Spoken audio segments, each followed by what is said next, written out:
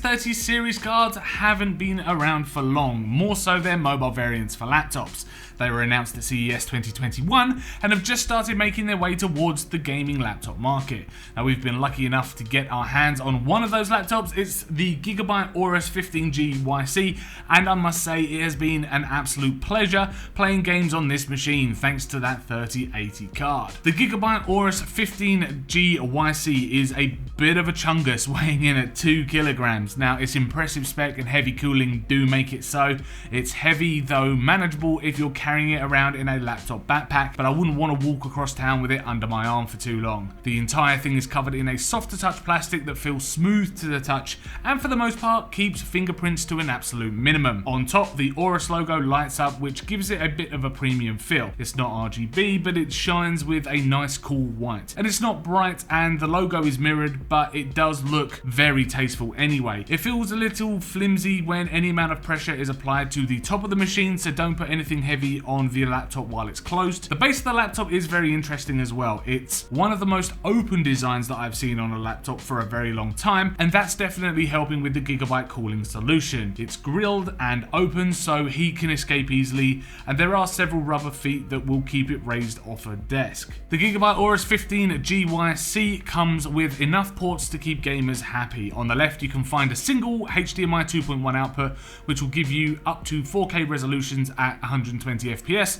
and a mini DisplayPort 1.4 output if you're wanting to use a TV or external monitor to hit those higher resolutions that the card inside is capable of.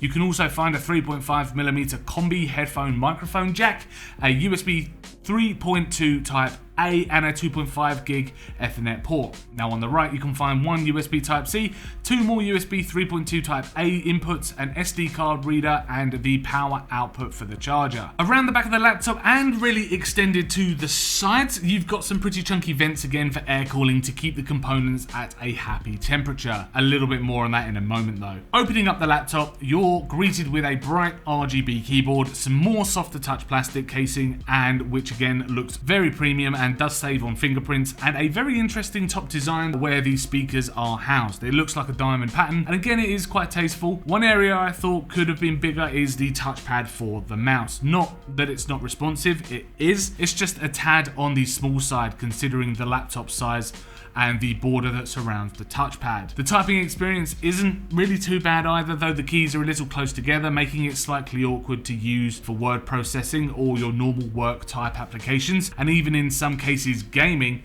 and there's no sign of mechanical keys here either. They feel like traditional membrane keys, but travel distance is nice, and there's a bit of tactileness to them. Touch typing means your fingers are to be a little bit scrunched up, and it took some time to get used to that, but it's alright once you can feel your way around the keyboard.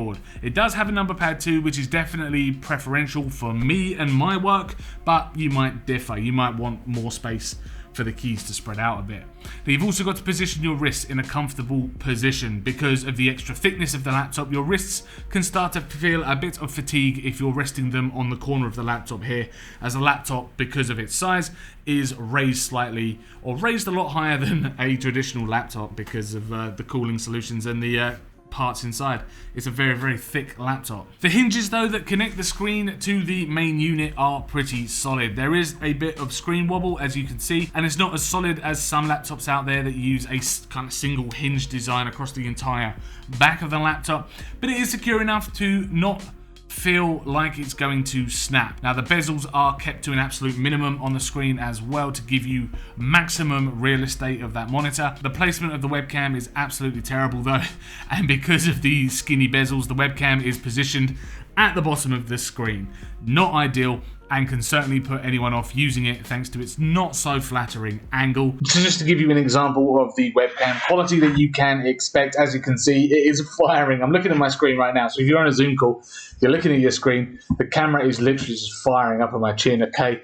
It's not the most flattering image. I would much rather a webcam put on top of the monitor. Doesn't matter about the size of the bezels, just make that top bezel a little bit thicker to house a webcam, because this is the worst. It's not great.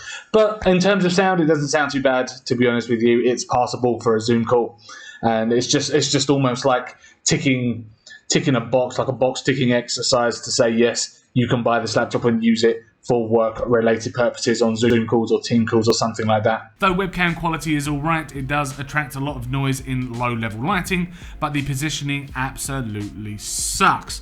I'd rather no webcam than a webcam in this position, quite honestly with you. And there is a vanity door on it though, so that's appreciated, so you can hide the webcam away if not needed. Moving on to the software, and at the heart of Windows you can find the AORUS Control Center, which is software that neatly brings together certain features such as fan control or shortcuts to important software like your NVIDIA control panel. It also gives you somewhat of a health check so you know how full your hard drives are and if you're running your CPU or GPU under load, and you can even set your CPU and GPU to boost if needed manually. The RGB effects for your keyboard can also be found here as well, so if the rainbow wave that's set by default isn't for you, then you can change it to something else like a static color or a touch responsive effect.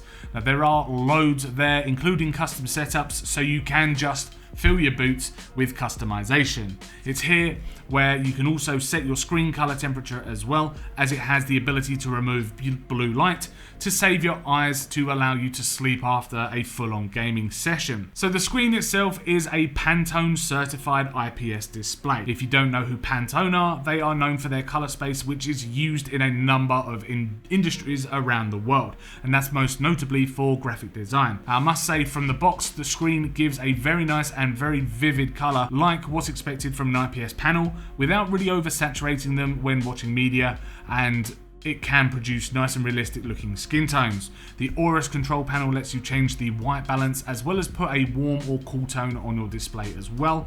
I ran the screen through our Datacolor Spider Elite just to give it a bit of a test on how it can perform, and it did come back pretty positive. The screen runs at 99% sRGB color gamut, 71% NTSC, 76% Adobe RGB, and 77% P3 color gamuts. Now inside, the Gigabyte AORUS 15G YC is nothing short of impressive. It's definitely one of the most powerful laptops we've ever had in this studio so far, and we're super grateful we got the chance to give it a run for its money, and I must say the results we got back were fantastic. Now it wasn't really a surprise, seeing as the model we have here has a powerful Intel i7-10870H processor at 2.2 GHz with a boost clock of up to 5 GHz and 32 GB of RAM memory to back it up, as well as a 1 TB NVMe SSD storage drive. But in today's gaming age, 1 TB might be a little short if you're storing some of today's largest games, looking at you, Warzone, but there is a spare M.2 slot if you wanted to expand in the future with storage. But of course, the crown jewel of this machine though is of course the 3080 graphics card at the front and center, which is definitely ample enough to run its 1080p 240Hz screen.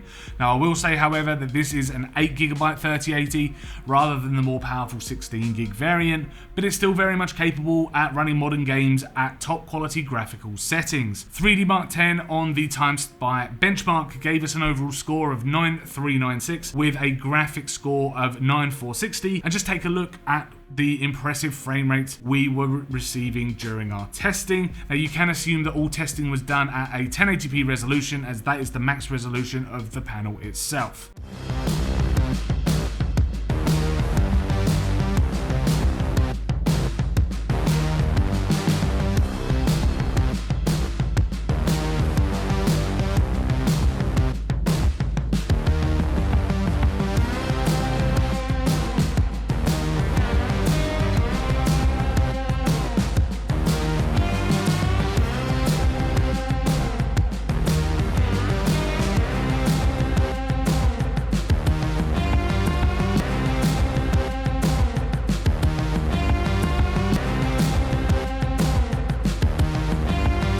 Now that is not too shabby at all. Everything I could throw at this machine ended up working well and without hiccups. And for those of you using laptops like this for other uses other than gaming, to let you know, PC Mark 10 gave back a super impressive score of 6113 and can easily handle photo and video editing, and Cinebench gave us a score of 1004 on a single core score and 6007 on a multi-core score, which is again very impressive. One big thing I noticed however is the fact that the the processor hit a toasty 91 degrees during our benchmark tests, and the graphics card hit around 70 degrees Celsius. It's nothing I'm really too concerned about, especially with the graphics card, but I must admit the processor did run a little warm for my liking. The Gigabyte AORUS 15G YC is an absolute beast of a laptop, but it's still considered an entry-level laptop into 3080 gaming due to the lesser 3080 card being used, but it is still a 3080 card. Now, there are other laptops out there more powerful, but they do come with premium price tags, and we're talking around the £3,000 mark here in the UK. The AORUS 15G is on the cheaper end of that scale at £2,299, which okay is a little bit of a bank account buster, but still, think of it this way. Currently 3080s are being sold on the second-hand scalper market for around £1,600 to £1,800. It's £2,299 for a portable gaming powerhouse, so far off that. Now for work, there are laptops out there with more comfortable keyboards for sure, but for gaming, you're not going to get much better than this at the price Gigabyte are offering. So thank you very much for checking out our video review of the Gigabyte AORUS 15G YC laptop with the 3080 graphics card, the 8GB variant. If you did enjoy this video, then do hit that like button. Please subscribe to keep up with our tech and gaming videos, and also let us know in the comments down below if you would go for this laptop. Does this laptop interest you? Let us know in the comments below. You can also find us over on Twitch, streaming on a Tuesday, Wednesday and Thursday from 8:30 PM UK time, where you can ask us questions about this laptop if you want to come and say hi, or ask us a general question about tech. We're streaming over there on a weekly basis, so come say hi. Anyway, thanks very much for watching this video, and we'll see you in the next one.